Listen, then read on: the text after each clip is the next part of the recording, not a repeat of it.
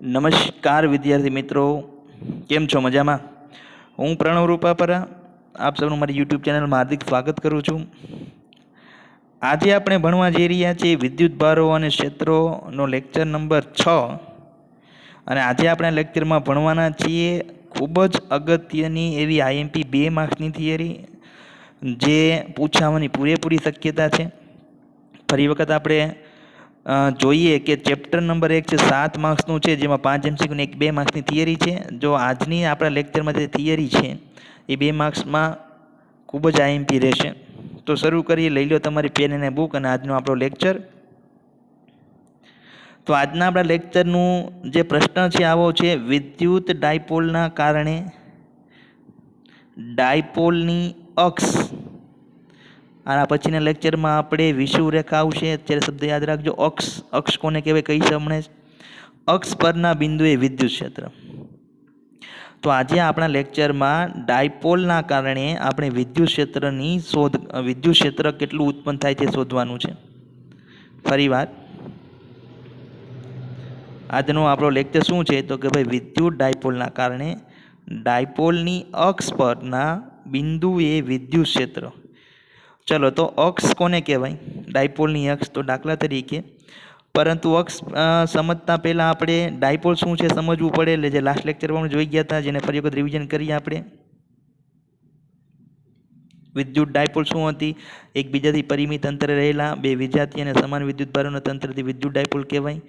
એટલે કે એક -q વિદ્યુત ભાર, એક +q વિદ્યુત ભાર, તે વચ્ચેનું અંતર 2a છે. અથવા અહીં તમે 2l લઈ શકો, જેથી અહીંથી આ અંતર l થાય ને અહીંથી આ અંતર l થાય. પછી આપણે વિદ્યુત ડાયપોલ, આ એક તંત્ર હતું અને એના પરથી એક ભૌતિક રાશિ વિદ્યુત ડાયપોલ મોમેન્ટ, જેને સદિશ p વડે દર્શાવતા, સ્મોલ p વડે. તેનું સૂત્ર હતું q × 2a. મીન્સ કે કોઈ પણ એક વિદ્યુત ભારનું મૂલ્ય અને તે બે વિદ્યુત ભારો વચ્ચેનું અંતર, આ બંનેનો ગુણાકાર કરો એટલે વિદ્યુત ડાયપોલ મોમેન્ટ છે તેનું મૂલ્ય મળે. વિદ્યુત ડાયપોલ મોમેન્ટ સદિશ રાશિ હતી, યાદ કરો. તેની દિશા હતી ઋણ વિદ્યુત ભારથી ધન વિદ્યુત ભાર. એટલે કે અહીંયા પ્લસ હોય અને અહીંયા -q હોય તો વિદ્યુત ડાયપોલની દિશા આમ હશે. બરાબર?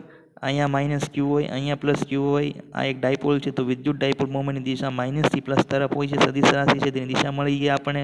લાસ્ટ ટાઈમ જોઈએ હતું, તેનો એકમ કુલમ × મીટર છે. પારિમાણિક સૂત્ર m0 l1 t1 a1 છે અથવા l1 q1 છે. આ બધું જોયું હતું આપણે. તો ફરી વાર જોઈએ, ડાયપોલની અક્ષ કોને કહેવાય? તો ફરી વખત અહીંયા -q વિદ્યુત ભારથી 2l અંતરે જો તમે કોઈ +q વિદ્યુત ભાર મૂકો તો આ ડાયપોલ થઈ ગઈ આપણી. તો અક્ષ કોને કહેવાય? તો કે ભાઈ આ જે છે એને અક્ષ કહેવાય. ડાયપોલને સમાવતી રેખાને ડાયપોલની અક્ષ કહેવાય. ફરી વાર, ડાયપોલને સમાવતી રેખાને ડાયપોલની અક્ષ કહેવાય. ધારો કે મેં ડાયપોલ અહીંયા એક -q વિદ્યુત ભાર અહીંયા છે અને +q વિદ્યુત ભાર અહીંયા છે અને એક તંત્ર બન્યું, એટલે કે ડાયપોલ બની. તો હવે ડાયપોલની અક્ષ ક્યાં હશે? તો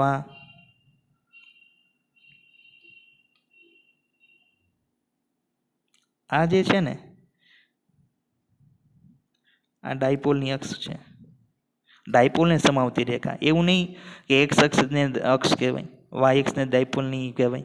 ડાયપોલ જ્યાં હોય તેને સંપાત થતી રેખા, તેના પરથી પસાર થતી રેખાને અક્ષ કહેવાય. યાદ રાખજો. તો અહીંયા ડાયપોલને મેં x અક્ષ ઉપર સંપાત કરેલી છે. આકૃતિ તમે જોજો કાળજીપૂર્વક કઈ રીતના દોરું છું, કારણ કે આમાં સમજાશે નહીં, ધ્યાન આપજો. અહીંયા છે -q વિદ્યુત ભાર, તેનાથી કેટલા અંતરે? તો કે ભાઈ 2l અંતરે +q વિદ્યુત ભાર.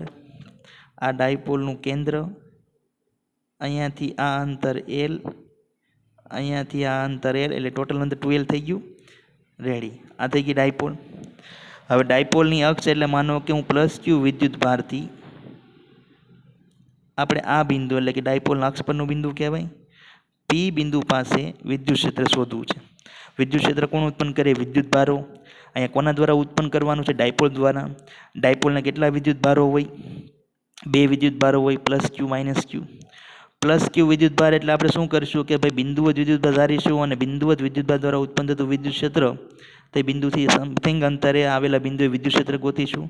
એવી રીતના -q વિદ્યુત ભાર દ્વારા p બિંદુ પાસેનું વિદ્યુત ક્ષેત્ર ગોતીશું અને પછી કરીશું બંનેનો સદિશ સરવાળો. એટલે ફાઇનલી આપણને મળી જશે ડાયપોલની અક્ષ પરના બિંદુએ વિદ્યુત ક્ષેત્ર. તમારે કાળજી એ રાખવાની છે આકૃતિમાં કે જ્યાં બિંદુ છે ને એ ડાયપોલના કેન્દ્રથી x અંતરે છે, યાદ રાખવાનું છે. ડાયપોલના કેન્દ્રથી. ફરી વખત હું આકૃતિ દોરું છું.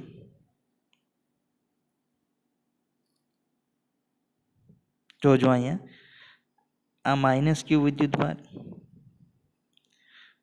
આ પ્લસ ક્યુ વિદ્યુતભાર, આ ડાયપોલનું કેન્દ્ર ઓ કહેશું આપણે એને, ત્યાંથી અહીંયાથી કેન્દ્રથી x અંતરે કોઈ બિંદુ છે P, ત્યાં વિદ્યુત ક્ષેત્ર શોધવું છે. આ જે x અંતરથી ક્યાંથી છે? પ્લસ ક્યુ વિદ્યુતભારથી છે? ના. માઇનસ ક્યુ વિદ્યુતભારથી છે? ના. કેન્દ્રથી છે, ડાયપોલના કેન્દ્રથી છે. તો હવે કોઈ મને કહેશે કે ભાઈ પ્લસ ક્યુ વિદ્યુતભારથી કેટલું અંતર થશે? જોજી, વિચારો જી, શું થશે? જો આ અંતર કેટલું હતું? એલ યાદ હોય તો. આ અંતર કેટલું હતું? એલ યાદ છે? એટલે આ ટોટલ અંતર કેટલું થશે? 2l થાય છે. હવે કોઈ મને કહેશે આ અંતર કેટલું થશે? તો જોવો જી, આ અંતર કેટલું છે? આ અંતર કેટલું છે? x. એમાંથી આ અંતર કેટલું છે? એલ એ બાદ કરી નાખી, શું અંતર મળી જાય આપણને? તો આ અંતર કેટલું થશે? x minus L. ક્યુ અંતર પ્લસ ક્યુ વિદ્યુત ભારથી જે આપેલું બિંદુ P પાસે વિદ્યુત ક્ષેત્ર શોધવાનું છે તે વચ્ચેનું અંતર થશે x માઇનસ એલ. એવી જ રીતના મને કોઈ કહેશે કે માઇનસ ક્યુ વિદ્યુત ભારથી પ્લસ P બિંદુ સુધીનું અંતર કેટલું થશે? તો કે ભાઈ એલ, આ એલ છે, પ્લસ અહીંથી અહીં સુધીનું અંતર કેટલું છે? x. એટલે થશે x પ્લસ એલ. આ અંતર કેટલું થશે? x plus L. ફરીવાર રિવિઝન કરીએ, ભેગું ન થઈ જાય, કાળજી અહીંયા ધ્યાન આપજો. આ છે માઇનસ ક્યુ વિદ્યુતભાર, તેનાથી 2l અંતરે છે પ્લસ ક્યુ વિદ્યુતભાર. આ એનું કેન્દ્ર, કેન્દ્રથી x અંતરે આપણું જે P બિંદુ છે જ્યાં વિદ્યુત ક્ષેત્ર શોધવાનું છે. આ અંતર છે l, આ અંતર છે l. તો આ અંતર કેટલું થશે? આ અંતર કેટલું થશે? x minus L. અને આ અંતર કેટલું થશે? x plus L. તો ફરી વખત જોઈએ, અહીંયા છે માઇનસ ક્યુ વિદ્યુતભાર, જેને હું 1 નંબર આપું છું. 1 નંબર ઉપર આપણો માઇનસ ક્યુ વિદ્યુતભાર છે. તેનાથી 2l અંતરે આપણા 2 નંબર પર પ્લસ ક્યુ વિદ્યુતભાર મૂકેલો છે. એટલે કે બે વિદ્યુતભારો વચ્ચેનું અંતર 2l છે. આ ડાયપોલનું કેન્દ્ર O છે. ડાયપોલના કેન્દ્ર O થી x અંતરે બિંદુ P પાસે આપણે વિદ્યુત ક્ષેત્ર શોધવું છે. રેડી? એટલું સમજાણું? ઓકે, ચલો ફરીવાર. તો હવે આપણે જોઈએ કે આ પ્લસ ક્યુ વિદ્યુતભાર છે એની વિદ્યુત ક્ષેત્ર રેખાઓ કઈ તરફ હોય? તો કે ભાઈ બહાર તરફ હોય, આમ જાતી હોય. આ P બિંદુ પાસેનું વિદ્યુત ક્ષેત્ર કઈ દિશામાં હોય? આમ હોય કે આમ હોય? તો આમ હશે. શું કામ? પ્લસ ક્યુ વિદ્યુતભાર દ્વારા છે એટલે એની વિદ્યુત ક્ષેત્ર રેખા કોઈ પણ બિંદુએ દૂર તરફ જતી હોય એવું હોય છે, આપણે ભણ્યા હતા અગાઉ. તો પ્લસ જે 2 નંબર ઉપર પ્લસ ક્યુ વિદ્યુતભાર છે તેના દ્વારા બિંદુ P પાસે વિદ્યુત ક્ષેત્ર કેમ હશે? આમ હશે, આ દિશામાં. એને આપણે E2 કહેશું. શું કહેશું? E2. શું કામ? કારણ કે 2 નંબર પર છે. એવી રીતના જ માઇનસ ક્યુ વિદ્યુતભારથી 1 નંબર પર છે તેના વિદ્યુત ક્ષેત્ર છે P બિંદુ પાસે છે, પણ કઈ દિશામાં હશે? તો આ દિશામાં હશે, જેને આપણે E1 કે. શું કામ? આપણે ભણી ગયા માઇનસ ક્યુની વિદ્યુત ક્ષેત્ર રેખાઓ પોતાની તરફ ખેંચતી હોય. તો અહીંયા બિંદુ P પાસે 2 વિદ્યુત ક્ષેત્રો લાગે છે. એક 2 નંબર પર પ્લસ ક્યુ વિદ્યુતભાર છે તેના દ્વારા, અને 1 નંબર પર જે માઇનસ ક્યુ વિદ્યુતભાર છે તેના દ્વારા. 2 નંબર પર જે પ્લસ ક્યુ વિદ્યુતભાર છે તેની વિદ્યુત ક્ષેત્ર રેખાઓ આમ તરફ છે. 1 નંબર પર જે માઇનસ ક્યુ વિદ્યુતભાર છે તેની બિંદુ P પાસે વિદ્યુત ક્ષેત્ર આમ છે. તો વિદ્યુત ક્ષેત્ર સદિશ રાશિ છે. કોઈ એક બિંદુ પાસે 2 વિદ્યુત ક્ષેત્ર સંપન્ન થતા અને વિરુદ્ધ દિશામાં હોય તો બાદબાકી થશે. એટલે કે બિંદુ P પાસે પરિણામી વિદ્યુત ક્ષેત્ર કેટલું હશે? તો કે E2 માઇનસ E1. તમે કહો સાહેબ બાદબાકીમાં E1 માઇનસ E2 પણ કરી શકાય. E2 minus E2 E1 minus E2 કેમ ન કર્યું? તો જોવો જોઈએ અહીંયા સેજ આકૃતિને ધ્યાનથી જોવો તમે. પ્લસ ક્યુ વિદ્યુત ભાર છે પી બિંદુથી ખૂબ જ નજીક છે. એટલે કે હું એમ કહી શકું કે બિંદુ 2 દ્વારા એટલે કે પ્લસ ક્યુ વિદ્યુત ભાર દ્વારા ઉત્પન્ન થતું વિદ્યુત ક્ષેત્ર જે E2 છે વધારે હશે. કારણ કે આપણે ભણી ગયા કે બિંદુવત વિદ્યુત ભાર દ્વારા ઉદ્ભવતું વિદ્યુત ક્ષેત્ર છે એ KQ/R² મુજબ આવે. એટલે કે જેનું અંતર ઓછું એનું વિદ્યુત ક્ષેત્ર વધારે, જેનું અંતર ઓછું એનું વિદ્યુત ક્ષેત્ર વધારે, અને જેનું અંતર વધારે એનું વિદ્યુત ક્ષેત્ર ઓછું. તો અહીં જોવો જોઈએ બિંદુ P થી કયો વિદ્યુત ભાર નજીક છે? તો 2 નંબર પર રહેલો ક્યુ વિદ્યુત ભાર પ્લસ ક્યુ વિદ્યુત ભાર નજીક હોવાથી, નજીક એટલે ફરી વખત અંતર કેટલું હતું યાદ કરી લે, x માઇનસ એલ છે. કેટલું છે? x minus L. એટલે જોવો જોઈએ અહીંયા કાળજીપૂર્વક આકૃતિમાં જોવો તો મેં જે વિદ્યુત ક્ષેત્ર E2નો જે લીટો છે એ પણ વધારે લંબાઈનો દર્શાવ્યો છે, જ્યારે વિદ્યુત ક્ષેત્ર E1નો જે લીટો છે એ ઓછી લંબાઈનો દર્શાવ્યો છે. જોવો જોઈએ કાળજીપૂર્વક. એ જે દર્શાવે છે કે E2નું મૂલ્ય છે વધારે છે E1 કરતાં. શું કામ? કારણ કે E1 છે માઇનસ ક્યુ વિદ્યુત ભાર દ્વારા ઉત્પન્ન થાય છે, ખૂબ જ દૂર હોવાથી આપણે એનું દ્વારા ઉત્પન્ન થતું વિદ્યુત ક્ષેત્ર ઓછું હશે એવું ધારીશું. ચલો આકૃતિ સમજાઈ ગઈ. તો જોઈએ આકૃતિનું વર્ણન. આમાં જે મેં લખેલું છે એવી રીતના તમારે બુકના પેપરમાં લખવાનું છે. ઓલરેડી 2 માર્ક્સની થિયરીમાં ખૂબ જ અગત્યનો ક્વેશ્ચન. જોઈએ આકૃતિનું વર્ણન. સૌ પ્રથમ આકૃતિમાં દર્શાવ્યા મુજબ એક વિદ્યુત ડાયપોલના કેન્દ્રથી કેટલા અંતરે? x અંતરે, યાદ રાખો કેન્દ્રથી અંતરે આવેલા બિંદુ P પાસે વિદ્યુત ક્ષેત્ર શોધવું છે. ત્યાર પછી વિદ્યુતભાર પ્લસ ક્યુ કે જે આપણે 2 નંબર પર મૂક્યો યાદ છે, દ્વારા બિંદુ P આગળનું વિદ્યુત ક્ષેત્ર. ચલો તો બિંદુવત વિદ્યુતભાર દ્વારા ઉત્પન્ન થતું વિદ્યુત ક્ષેત્ર આપણે એને E2 કહીશું, કારણ કે 2 નંબર KQ/R². ચલો આ R અંતર કેમ આવ્યું ખબર પડી? પ્લસ ક્યુ વિદ્યુતભારથી જે અંતર હતું બિંદુ Pનું x માઇનસ એલ થશે, એટલે KQ/x-L². દિશા ખૂબ જ મહત્વની છે, Pની જમણી બાજુ. ફરી વખત આકૃતિ જોઈએ. જે 2 નંબર ઉપર પ્લસ ક્યુ વિદ્યુતભાર છે તેનું P બિંદુ પાસે વિદ્યુત ક્ષેત્ર E2 આ દિશામાં Pની જમણી તરફ હશે. કેટલું? KQ/ તેમની 2 વચ્ચેનું અંતર જે છે ક્યાં 2? તો કે આ વિદ્યુતભાર અને આ 2 વચ્ચેનું અંતર. આ અંતર કેટલું હતું? x. આ અંતર કેટલું છે? l. તો આ અંતર કેટલું થશે? x minus l. સમજાણું? એવી રીતના જ બિંદુ P પાસે વિદ્યુતભાર માઇનસ ક્યુ દ્વારા ઉત્પન્ન થતું વિદ્યુત ક્ષેત્ર હશે. તો લખશું આપણે વિદ્યુતભાર માઇનસ ક્યુ દ્વારા બિંદુ P આગળનું વિદ્યુત ક્ષેત્ર, જેનું સૂત્ર હશે E1 કહેશું આપણે. તેનું સૂત્ર હશે KQ/ તે 2 બિંદુ વચ્ચેનું અંતર જે થશે x+L². યાદ રાખવાનું છે Pની કઈ બાજુ છે? ડાબી બાજુ છે. ફરી વખત જોઈએ આપણે. માઇનસ ક્યુ વિદ્યુતભાર દ્વારા કે જે બિંદુ Pથી કેટલા અંતરે છે? x+L અંતરે વિદ્યુત ક્ષેત્ર કેટલું છે? E1. કઈ બાજુ? Pની ડાબી બાજુ. કેટલું મૂલ્ય? E1. E1નું મૂલ્ય કેટલું થશે? KQ/x+L².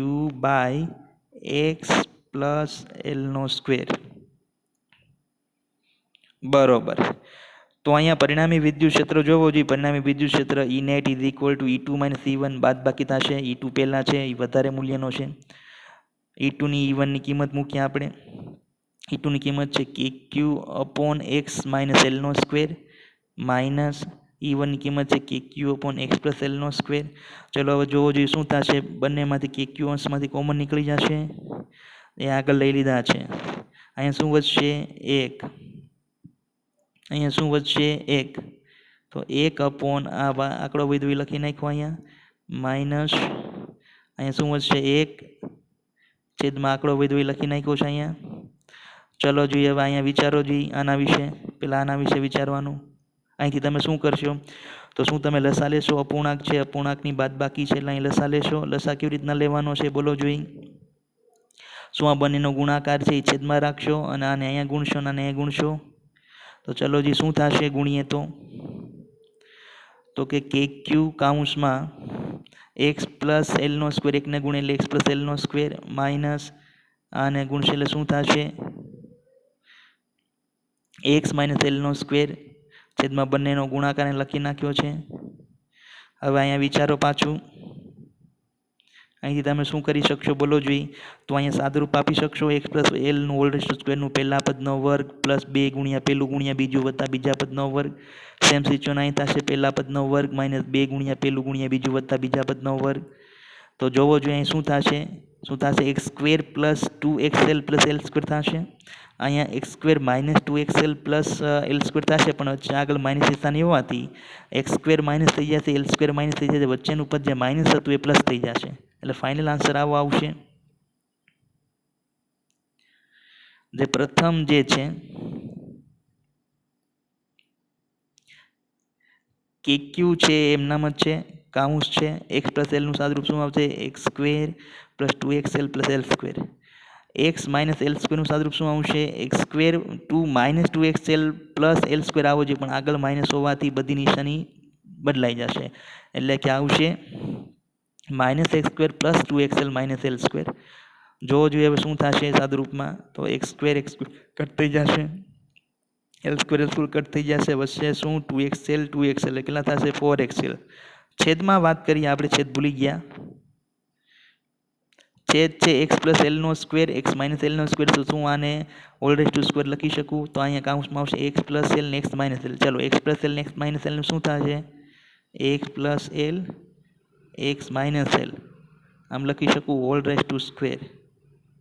તો આનું સાદુરૂપ શું આવશે? X square minus L square નો સ્ક્વેર. તો એ આવી ગયું. અહીંયા સાદુરૂપ આપશું, ઉપર વધ્યો હતા 4xl છેદમાં આવી ગયું. હવે જો મેં કીધું એમ જ કે જો x is much more greater than L હોય, એક્સ શું હતું યાદ રાખો? ડાયપોલથી જે બિંદુ પાસે વિદ્યુત ક્ષેત્ર ગોતવાનું છે તે બિંદુનું અંતર, એ આપણે માનો કે સેન્ટીમીટરમાં પણ હોય તો પણ એલ શું હતો? તો કે ભાઈ જે બે વિદ્યુત ભારો હતા એનું કેન્દ્રથી અંતર હતું. આ જે ડાયપોલ છે મેં પહેલાં જ કીધું હતું કે બે ડાયપોલના બે વિદ્યુતભારો વચ્ચેનું અંતર ખૂબ જ નાનું હોય છે, માઇક્રોમીટરમાં હોય છે, નેનોમીટરમાં હોય છે. તો એની સાપેક્ષે આ જે તેનાથી સમથિંગ એટલે કે સેન્ટીમીટરના અંતરે પણ જો કોઈ બિંદુ હોય એટલે કે એક્સ મૂકેલો હોય તો એ ખૂબ જ મોટો થશે.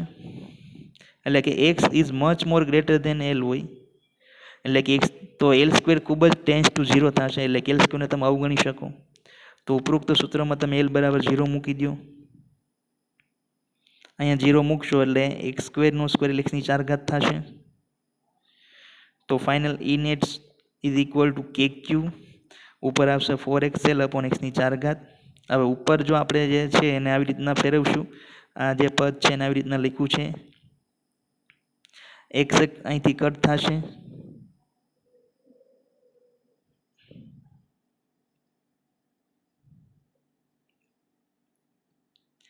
એટલે વધશે KQ 4l x cube upon, હવે જે આ ઉપરનું અંશનું પદ છે એને આવી રીતના લખ્યું છે 2lq ઇન્ટુ 2k. જોવો જઈએ શું થશે? 2 ઇન્ટુ 2 એટલે 4 થઈ જશે. પછી એલ ક્યુ કે છે, અહીંયા રહ્યો એલ ક્યુ કે છે એટલે ખાલી ફેરવું જ છે. ખાલી ફરી વખત જોઈ લઈએ. આ જે પદ છે KQ ઇન્ટુ 4l એને આવી રીતના લખેલું છે. શું કામ આવું લખ્યું? કારણ કે મને ખબર છે આવી રીતના જોડીમાં લખવાથી આને શું લખી શકીશ? P ડાયપોલ મોમેન્ટ, કે ભાઈ કોઈ પણ એક વિદ્યુતભારનું મૂલ્ય અને તે બે વિદ્યુતભારો વચ્ચેનું અંતર, એટલે આને કહેવાય શું કહેવાય? Dipole moment. એટલા માટે ફરી વખત જોઈએ. KQ ઇન્ટુ 4l ને આપણે લખ્યું છે 2lq ઇન્ટુ 2k. શું આનું સાદુરૂપ આવું આવે છે? જોવો જોઈએ. 2 ઇન્ટુ 2 4 થઈ જશે.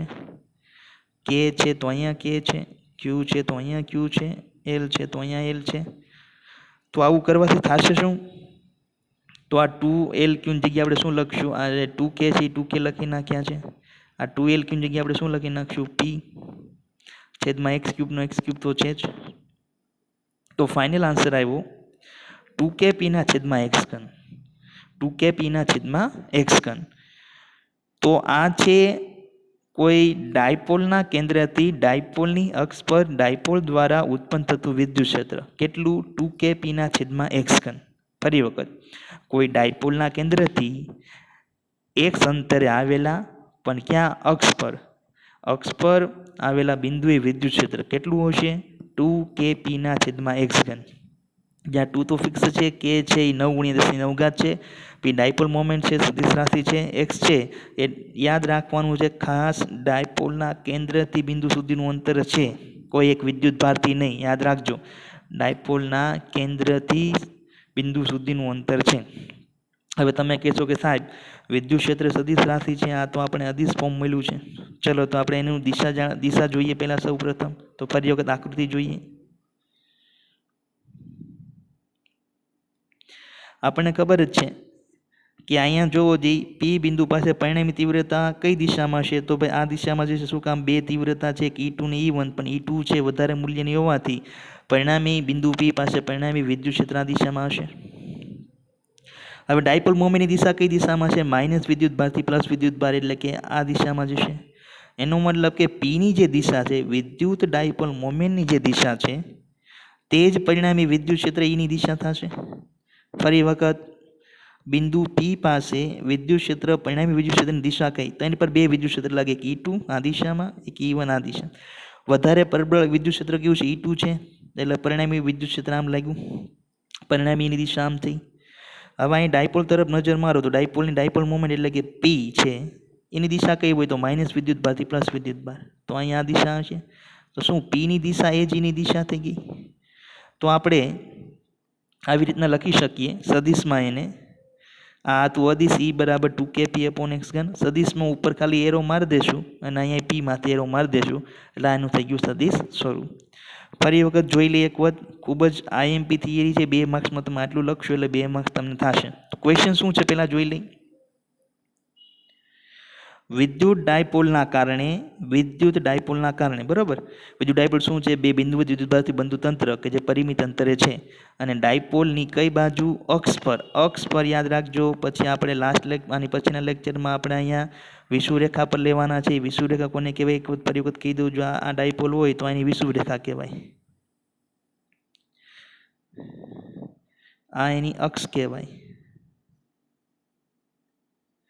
જો આ ડાયપોલ હોય તો આની વિષુવરેખા કહેવાય.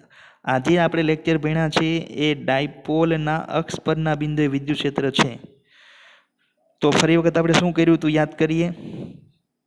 આ માઇનસ ક્યુ વિદ્યુત ભાર હતો, આ પ્લસ ક્યુ વિદ્યુત ભાર હતો, અને કેન્દ્રથી કેટલા અંતરે લીધું હતું આપણે? એક્સ અંતરે બિંદુ પી લીધું હતું. ત્યાં બે વિદ્યુત ક્ષેત્ર લાગ્યા હતા, એક પ્લસ ક્યુનું E2 આ દિશામાં અને એક માઇનસ ક્યુનું આ દિશામાં E1. E2 હશે એ મોટું હશે કારણ કે પ્લસ વિદ્યુત ભારથી આપણે નજીક બિંદુએ લીધું છે વિદ્યુત ક્ષેત્ર, એટલે પરિણામી વિદ્યુત ક્ષેત્ર E2 - E1 થશે. પ્લસ ક્યુ વિદ્યુત ભાર દ્વારા ઉત્પન્ન થતું વિદ્યુત ક્ષેત્ર કેટલું હશે? KQ/x - L². અંતર ખાસ ધ્યાન રાખજો. અને માઇનસ ક્યુ વિદ્યુત ભાર દ્વારા ઉત્પન્ન થતું બિંદુ P પાસે વિદ્યુત ક્ષેત્ર KQ/x + L². સાદરૂપમાં બહુ ધ્યાન આપજો, પહેલાં KQ કોમન કાઢવાનો છે, એટલે અંશમાં 1/x - L² -1/x + L² વધશે.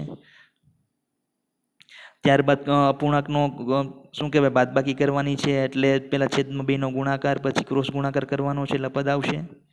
પછી બંનેના જે વર્ગ છે છોડશો અને વચ્ચે માઇનસ નિશાનીને ધ્યાનમાં રાખશો, એટલે આવું પદ આવશે. ત્યારબાદ સરવાળા બાદબાકી કરશો એટલે 4xl. 4xlમાં તમારે યાદ રાખવાનું છે કે જો એક્સ એટલે કે કોઈ ડાયપોલના કેન્દ્રથી બિંદુ સુધીનું અંતર જે નોર્મલી સેન્ટીમીટરમાં હોય છે, અને એલ છે એ માઇક્રોમીટરમાં હોય છે. તો તમે માઇક્રોમીટરથી ખૂબ જ ઓછું છે, બરાબર છે, એટલે તમે L² પાછો કરો તો એ તો ખૂબ જ શૂન્યની નજીક વયો જાય છે. એટલે x is much more greater than L હોય તો L² તો ટેન્ડ્સ ટુ 0 થઈ જાય, એટલે ઉપરોક્ત સૂત્રમાં આપણે L0 મૂકવાનો છે. એટલે 4xl/x²² એટલે કેટલા થશે?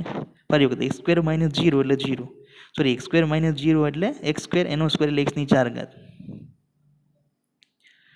ત્યાર પછી x કટ થઈ જશે એટલે x³ છેદમાં વધશે. પછી ફરી વખત આને ધ્યાન રાખવાનું છે. આને કેમ લખેલું છે તો કે ભાઈ 2LQ લખી નાખવાના, જે આપણી ડાયપોલ મોમેન્ટ બનશે. હવે 2LQમાં વધ્યું શું? LQ આવી ગયા, ALQ આવી ગયા, તો અહીંયા 2 વયો એટલે 2 અહીંયા વધશે ને 2k, એટલે અહીં 2k લખી નાખવા. પછી અહીંયા 2k અને આની જગ્યાએ શું લખી નાખશું? P. તો ફાઇનલ આન્સર આવ્યો ડાયપોલના કેન્દ્રથી અક્ષ પર વિદ્યુત ક્ષેત્ર ડાયપોલ દ્વારા કેટલું હશે? 2kp/x3. તેનું સદિશ સ્વરૂપ પણ એ જ રહેશે. ડાયપોલ પરિણામી વિદ્યુત ક્ષેત્ર છે એ હંમેશા ડાયપોલ મોમેન્ટની દિશામાં છે. આ તમારે ખાસ યાદ રાખવાનું છે. છેલ્લી લીટી ફરી વખત, ડાયપોલની અક્ષ પર ડાયપોલ દ્વારા ઉત્પન્ન થતું વિદ્યુત ક્ષેત્રની દિશા એ ડાયપોલ મોમેન્ટની દિશામાં હશે. તો આ જે થિયરી છે એ 2 માર્ક્સમાં ખૂબ જ આઈએમપી છે. તમારી એનસીઆરટીની જે ટેક્સ્ટ બુક છે એમાં એટલી બધી બહુ વ્યવસ્થિત લખેલી નથી, એટલે આ જે મેં લખેલું છે તમારે તમારી નોટબુકમાં ઉતારીને પાકું કરવું. 2 વખત થિયરીને લખવી, 1 વખત મોઢે લખવી એટલે થઈ જશે. તો આજના લેક્ચરમાં ફક્ત આટલું જ. કાલે ફરી પાછા મળીશું. ત્યાં સુધી અસ્તુ.